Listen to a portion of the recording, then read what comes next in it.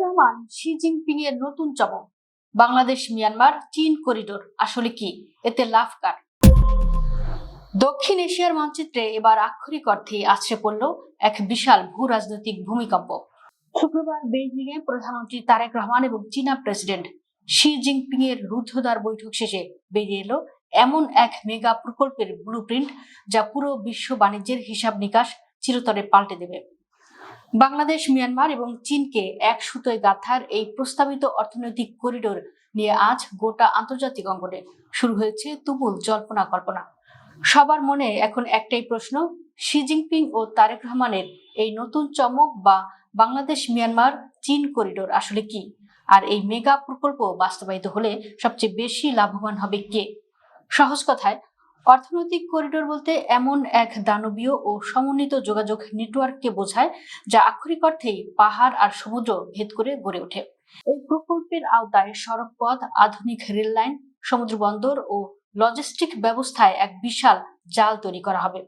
এর মাধ্যমে বাংলাদেশ থেকে মিয়ানমারের বুক চিরে সরাসরি চীনের মূল ভূখণ্ড পর্যন্ত পণ্য, সেবা ও বিনিয়োগের এক বাধাহীন হাইওয়ে তৈরি হবে। অর্থাৎ মালপত্র নিয়ে আর ঘুরে পথে সাগরের পর সাগর পাড়ি দিতে হবে না, সোজা সড়ক ও রেলেই চীনের সাথে যুক্ত হবে ঢাকা। এই করিডোর বাস্তবায়িত হলে সবচেয়ে বড় জ্যাকপট লাগবে বাংলাদেশের। আন্তর্জাতিক অর্থনীতিবিদদের মতে এর ফলে বাংলাদেশের অর্থনীতিতে আক্ষরিক অর্থে রকেটের গতি আসবে।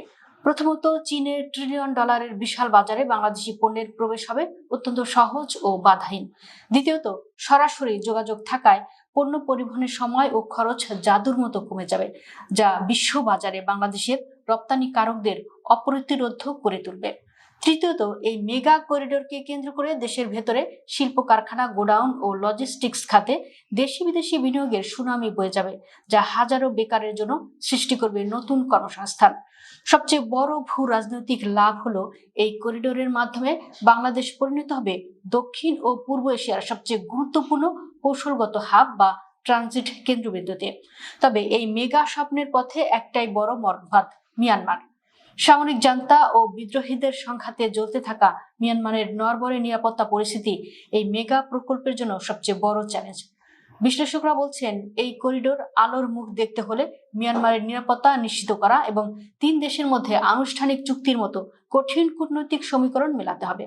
আজ বিশ্ববাসী পরিষ্কার দেখছে, বাংলাদেশ এখন আর কেবল একটি নির্দিষ্ট বলয়ের উপর নির্ভরশীল নয়। বেইজিং এ তারেক রহমান ও শি জিনপিং এর এই আলোচনা প্রমাণ করে দিল, জাতীয় স্বার্থ ও অর্থনীতির প্রয়োজনে ঢাকা এখন পরাশক্তিদের সাথে চোখে চোখ রেখে দাবার চাল দিচ্ছে। মিয়ানমারের চ্যালেঞ্জ পার হয়ে এই করিডোর যদি একবার বাস্তবে রূপ নেয়, তবে দক্ষিণ এশিয়ার বাণিজ্যের রিমোট কন্ট্রোল আক্ষরিক অর্থেই লাল সবুজের হাতের মুঠোয় চলে আসবে। এটি শুধু একটি রাস্তা নয়, এটি হলো এক নতুন ও স্বয়ংসম্পূর্ণ বাংলাদেশের জেগে ওঠার মাস্টার প্ল্যান।